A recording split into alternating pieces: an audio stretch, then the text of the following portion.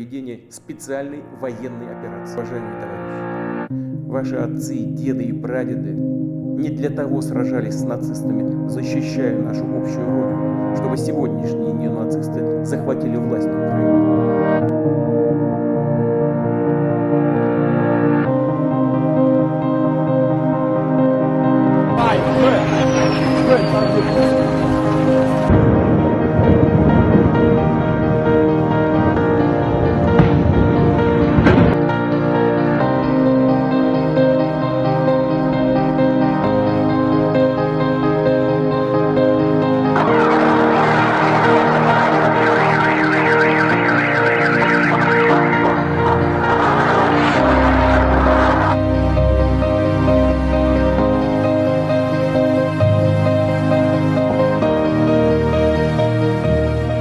Вшанувати хвилиною мовчання пам'ять кожного, пам'ять кожної, хто загинув за нашу державу.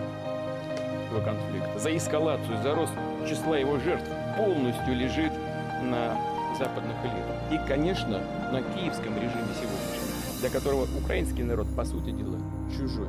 Скрывают свои цели. Нанести России, как они говорят, это прямая речь, стратегическое поражение.